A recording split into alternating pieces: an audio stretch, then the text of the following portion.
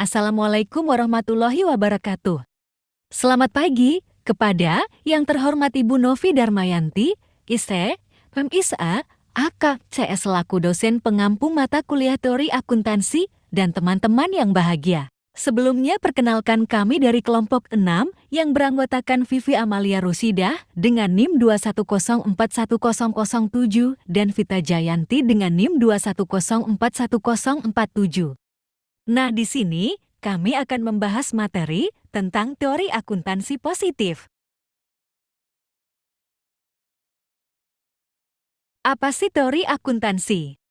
Teori akuntansi kadang-kadang dibingungkan dengan pengertian normatif dan positif. Watts dan Zimmerman tahun 1986 menjelaskan teori normatif sebagai berikut. Teori normatif berusaha menjelaskan informasi apa yang seharusnya dikomunikasikan kepada para pemakai informasi akuntansi dan bagaimana akuntansi tersebut akan disajikan. Menurut Nelson dalam Anis dan Imam tahun 2003, teori normatif tujuan pendekatan teori positif berusaha menguraikan dan menjelaskan apa dan bagaimana informasi keuangan disajikan serta dikomunikasikan kepada para pemakai informasi akuntansi.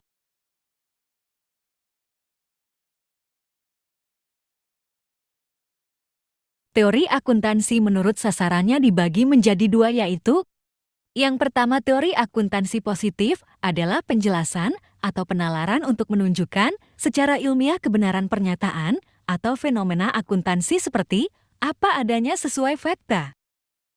Yang kedua yaitu teori akuntansi normatif adalah penjelasan atau penalaran untuk menjustifikasi kelayakan suatu perlakuan akuntansi paling sesuai dengan tujuan yang telah ditetapkan.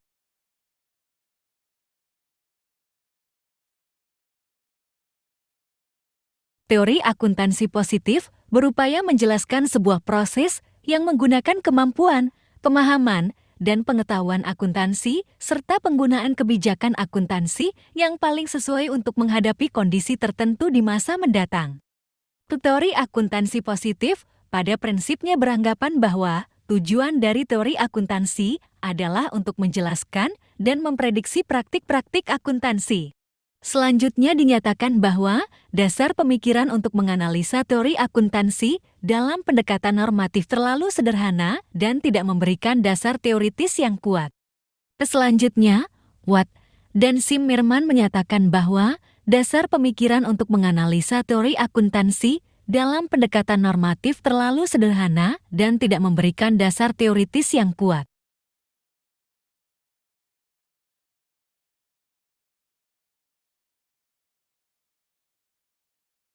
Teori akuntansi normatif terdiri dari yang pertama teori kontrak dan yang kedua yaitu teori keagenan. Hubungan antara teori akuntansi positif dan teori akuntansi normatif yaitu yang pertama, perbedaan pendekatan dan dasar antara teori akuntansi tersebut menyebabkan dua taksonomi akuntansi.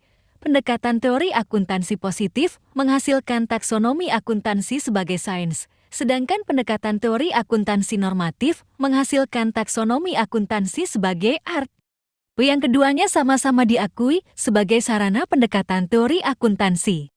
Selanjutnya, yang kedua teori akuntansi normatif yang berbentuk praktik akuntansi berterima umum PAB merupakan acuan teori dalam memberikan jalan terbaik untuk meramalkan berbagai fenomena akuntansi dan menggambarkan bagaimana interaksi antar variabel akuntansi dalam dunia nyata yang merupakan fungsi pendekatan teori akuntansi positif.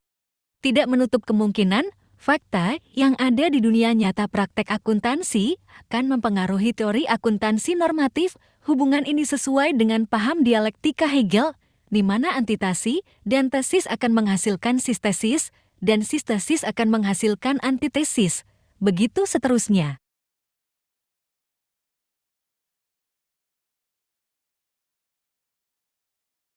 Selanjutnya, hipotesis teori akuntansi positif. Prediksi yang dibuat oleh PAT diorganisasikan secara luas pada tiga hipotesis yang diformulasikan oleh Watts dan Zimmerman tahun 1986, kita akan memberi ketiga hipotesis ini bentuk oportunistik mereka karena menurut Watts dan Zimmerman tahun 1990. Cara yang paling sering digunakan ketika mereka diinterpretasikan. Yang pertama, hipotesis rencana bonus. Dalam hipotesis ini, semua hal lain dalam keadaan tetap, para manajer perusahaan dengan rencana bonus cenderung untuk memilih prosedur akuntansi dengan perubahan laba yang dilaporkan dari periode masa depan ke periode masa kini. Hipotesis ini tampaknya cukup beralasan. Para manajer perusahaan, seperti orang-orang lain, menginginkan imbalan yang tinggi jika imbalan mereka bergantung, paling tidak sebagian, pada bonus yang dilaporkan pada pendapatan bersih.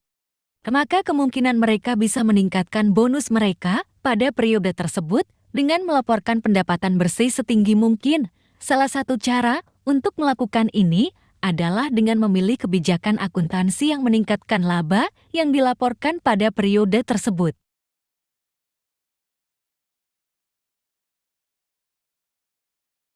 Yang kedua, hipotesis kontrak hutang. Dalam hipotesis ini, semua hal lain dalam keadaan tetap, makin dekat suatu perusahaan terhadap pelanggaran pada akuntansi yang didasarkan pada kesepakatan utang. Maka kecenderungannya adalah semakin besar kemungkinan manajer perusahaan memilih prosedur akuntansi dengan perubahan laba yang dilaporkan dari periode masa depan ke periode masa kini. Alasannya adalah laba yang dilaporkan yang makin meningkat akan menurunkan kelalaian teknis. Sebagian besar dari perjanjian hutang berisi kesepakatan bahwa pemberi pinjaman harus bertemu selama masa perjanjian.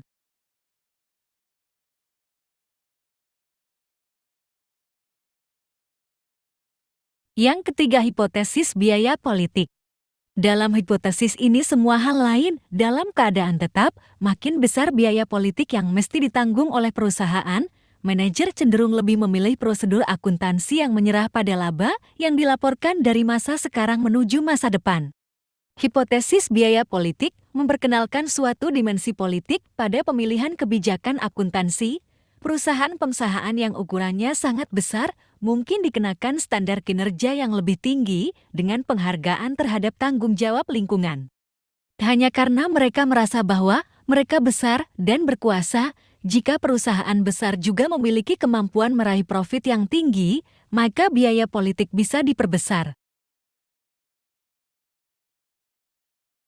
Sekian dari kelompok kami. Apabila ada salah kata, kami mohon maaf. Yang sebesar-besarnya kami akhiri. Wassalamualaikum warahmatullahi wabarakatuh.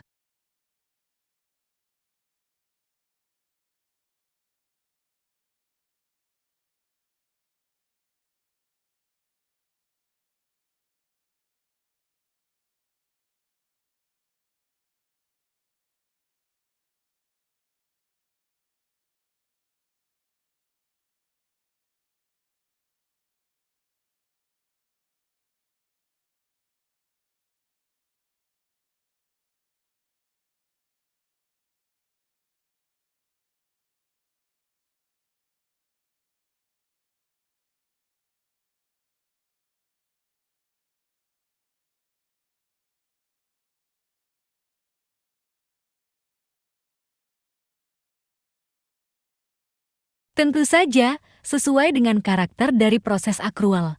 Hal ini akan cenderung menyebabkan penurunan pada laba dan bonus-bonus yang dilaporkan pada masa yang akan datang dengan faktor-faktor lain ketat sama. Namun nilai masa kini, present value dari kegunaan manajer dari lini bonus masa depan yang dimilikinya akan meningkat dengan memberikan perubahan menuju masa kini.